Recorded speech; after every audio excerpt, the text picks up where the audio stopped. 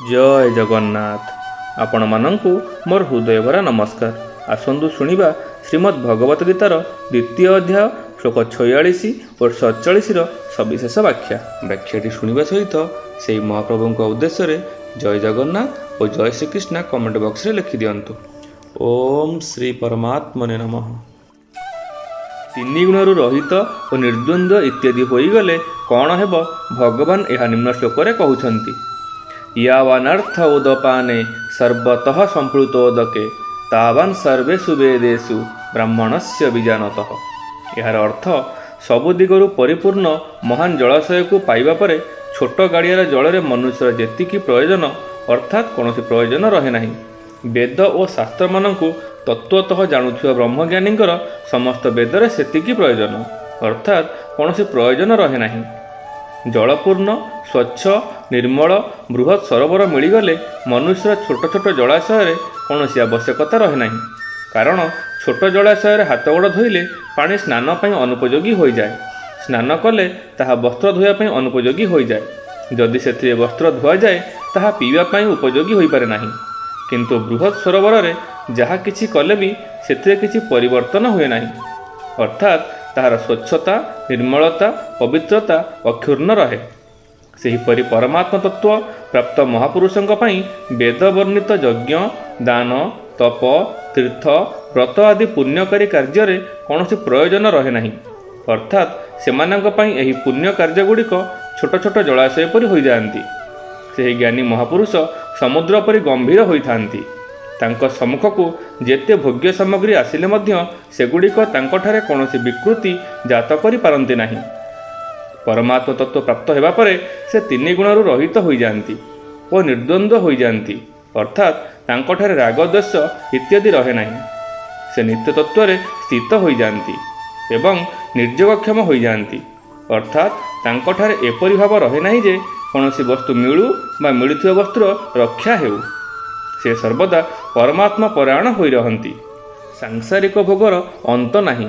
ଅନନ୍ତ ବ୍ରହ୍ମାଣ୍ଡରେ ଅନନ୍ତ ପ୍ରକାରର ଭୋଗ ରହିଛି, ମାତ୍ର ସେଗୁଡ଼ିକୁ ତ୍ୟାଗ କରିଦେଲେ, ସେଥିରୁ ଅସଙ୍ଗ ହୋଇଗଲେ ସେଗୁଡ଼ିକର ଅନ୍ତ ହୋଇଯାଏ।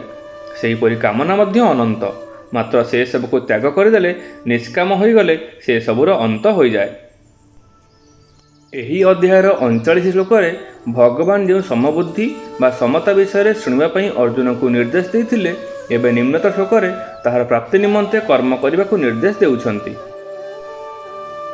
କର୍ମଣ୍ୟବାଧିକାରସ୍ତେ ମା ଫଲେଷୁ କଦାଚନ ମା କର୍ମ ଫଳ ହେତୁର୍ଭୂ ମା ତେ ସଙ୍ଗସ୍ତ କର୍ମଣି। ଏହାର ଅର୍ଥ, କର୍ତ୍ତବ୍ୟ କର୍ମ କରିବାରେ ହିଁ ତୁମର ଅଧିକାର ଅଛି, ଫଳରେ ଆଦୌ ଅଧିକାର ନାହିଁ। ତେଣୁ ତୁମେ କର୍ମଫଳର ହେତୁ ହୁଅ ନାହିଁ ଏବଂ କର୍ମ ନ କରିବା ପ୍ରତି ମଧ୍ୟ ତୁମର ଆସକ୍ତି ନ ହେଉ। ପ୍ରାପ୍ତ ହୋଇଥିବା କର୍ତ୍ତବ୍ୟ କର୍ମ ପାଳନ କରିବାରେ ହିଁ ତୁମର ଅଧିକାର ଅଛି। ଏଥିରେ ତୁମେ ସ୍ୱତନ୍ତ୍ର। ମନୁଷ୍ୟ ହେଉଛି କର୍ମଯୋନି। ମନୁଷ୍ୟ ବ୍ୟତୀତ ଅନ୍ୟ କୌଣସି ଯୋନି ନୂତନ କର୍ମ କରିବାରେ ସକ୍ଷମ ନୁହେଁ।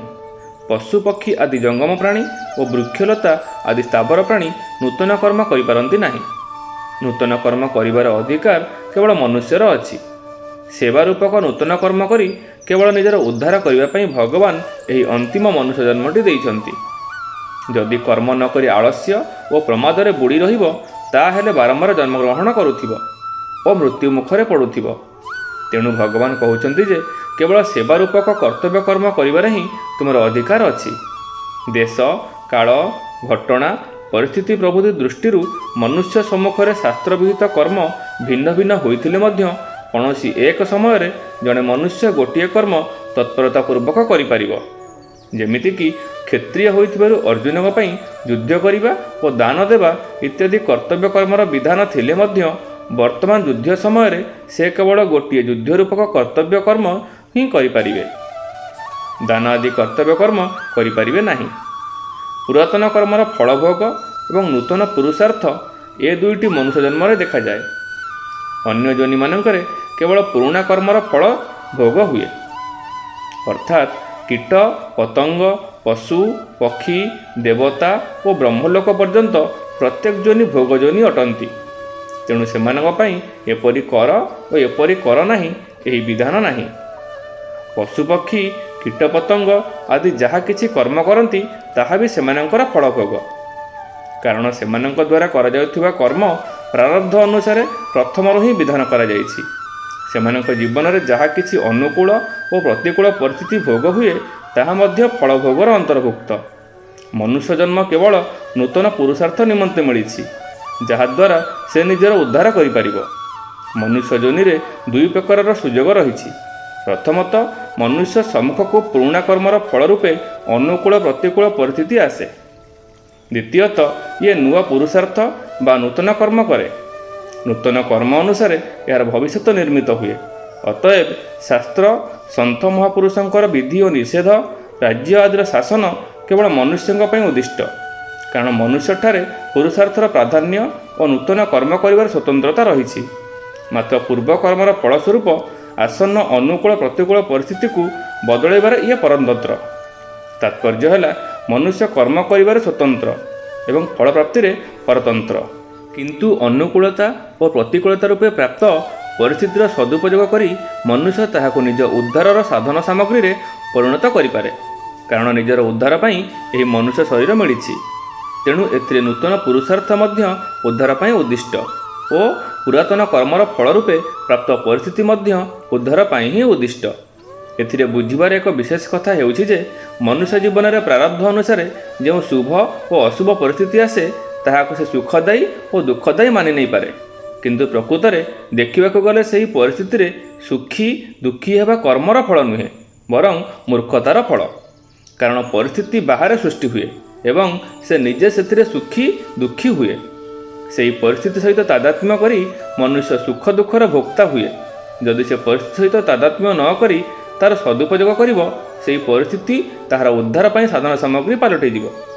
ଅନ୍ୟର ସେବା କରିବା ହେଉଛି ସୁଖଦାୟୀ ପରିସ୍ଥିତିର ସଦୁପଯୋଗ ଏବଂ ସୁଖ ଭୋଗର ଇଚ୍ଛା ତ୍ୟାଗ କରିବା ହେଉଛି ଦୁଃଖଦାୟୀ ପରିସ୍ଥିତିର ସଦୁପଯୋଗ। ଦୁଃଖଦାୟୀ ପରିସ୍ଥିତି ଆସିଲେ ମନୁଷ୍ୟ କେବେ ହେଲେ ବିଚଳିତ ହେବା ଉଚିତ ନୁହେଁ, ବରଂ ବିଚାର କରିବା ଉଚିତ ଯେ ମୁଁ ପ୍ରଥମରୁ ସୁଖ ଭୋଗର ଇଚ୍ଛା କରି ପାପ କରିଥିଲି। ଏବେ ସେହି ପାପ ଦୁଃଖଦାୟୀ ପରିସ୍ଥିତି ରୂପେ ଆସି କ୍ଷୟିତ ହେଉଅଛି। ଏଥିରେ ଗୋଟିଏ ଲାଭ ହେଉଛି ଯେ ସେହି ପାପର ପ୍ରାୟଶ୍ଚିତ୍ତ ହୋଇଯାଉଛି ଏବଂ ମୁଁ ବିଶୁଦ୍ଧ ହେଉଛି। ଦ୍ୱିତୀୟ ଲାଭଟି ହେଲା ମୋତେ ଶିକ୍ଷା ମିଳୁଛି ଯେ ଯଦି ମୁଁ ସୁଖ ଭୋଗ ନିମନ୍ତେ ପାପ କରିବି ତେବେ ଆଗକୁ ଏହି ପ୍ରକାର ଦୁଃଖଦାୟୀ ପରିସ୍ଥିତି ମଧ୍ୟ ଆସିବ। ତେଣୁ ସୁଖ ଭୋଗ ଇଚ୍ଛାରେ ଆଉ ମୁଁ କୌଣସି କାମ କରିବି ନାହିଁ, ବରଂ କେବଳ ପ୍ରାଣୀମାନଙ୍କ ହିତ ନିମନ୍ତେ କାମ କରିବି। ତାତ୍ପର୍ଯ୍ୟ ହେଲା ପଶୁପକ୍ଷୀ କୀଟପତଙ୍ଗ ଆଦି ଯୋନିରେ ପୁରାତନ କର୍ମର ଫଳ ଓ ନୂତନ କର୍ମ ଦୁଇଟି ଯାକ ଭୋଗରୂପ ଏବଂ ମନୁଷ୍ୟ ପାଇଁ ପୁରାତନ କର୍ମର ଫଳ ଓ ନୂତନ କର୍ମ ବା ପୁରୁଷାର୍ଥ ଉଦ୍ଧାରର ସାଧନ। ମା ଫଲେଷୁ କଦାଚନ, ଏହାର ଅର୍ଥ ଫଳରେ ତୁମର ଆଦୌ ଅଧିକାର ନାହିଁ, ଅର୍ଥାତ୍ ଫଳ ପ୍ରାପ୍ତିରେ ତୁମର ସ୍ୱତନ୍ତ୍ରତା ନାହିଁ। ଭଗବାନ କହୁଛନ୍ତି ଫଳର ବିଧାନ ହେଉଛି ମୋ ଅଧୀନ, ତେଣୁ ଫଳରେ ଇଚ୍ଛା ନ ରଖି କର୍ତ୍ତବ୍ୟ କର୍ମ କର। ଫଳ ଇଚ୍ଛା ରଖି କର୍ମ କଲେ ତୁମେ ସେଥିରେ ଆବଦ୍ଧ ହୋଇଯିବ। ଭୋକ୍ତୃତ୍ୱ ଉପରେ ହିଁ କର୍ତ୍ତୃତ୍ୱ ତିଷ୍ଠି ରହିଛି, ଅର୍ଥାତ୍ ଭୋକ୍ତୃତ୍ୱ ଯୋଗୁଁ ହିଁ କର୍ତ୍ତୃତ୍ୱ ଆସେ।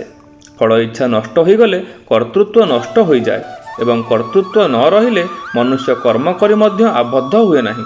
ଏହାର ଭାବାର୍ଥ ହେଲା ମନୁଷ୍ୟ ଫଳ ଇଚ୍ଛା ଓ ଭୋକ୍ତୃତ୍ୱ ହେତୁ ଯେତେ ବାନ୍ଧି ହୋଇଛି କର୍ତ୍ତୃତ୍ୱ ହେତୁ ସେତେ ବାନ୍ଧି ହୋଇନାହିଁ। ଶୁଦ୍ଧିଜନେ ଏହି 47 ଶ୍ଲୋକର ଆଉ କିଛି ବ୍ୟାଖ୍ୟା ଆମେ ଆଗାମୀ ଅଧ୍ୟାୟରେ ଶୁଣିବା। ଆପଣଙ୍କୁ ଅଶେଷ ଅଶେଷ ଧନ୍ୟବାଦ। ମହାପ୍ରଭୁ ଜଗନ୍ନାଥଙ୍କ ପାଖରେ ସମସ୍ତଙ୍କ ମଙ୍ଗଳ କାମନା କରି ରହୁଛି। ନମସ୍କାର। ଜୟ ଜଗନ୍ନାଥ, ଜୟ ଶ୍ରୀକୃଷ୍ଣ।